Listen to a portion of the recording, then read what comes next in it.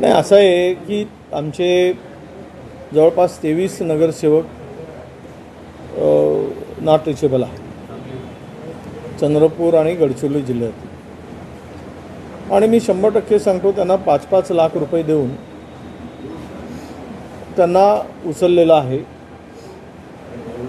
आणि हे पैशानी हे सगळी लोक आमची विकली गेली आहे।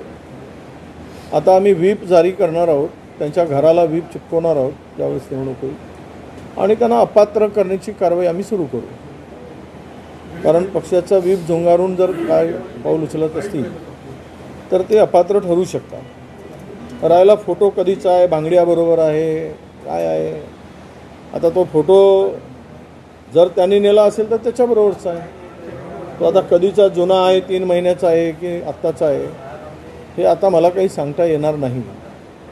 परंतु एक नक्की आहे की चंद्रपूरमध्ये घोडा बाजार प्रचंड तेजीत आहे।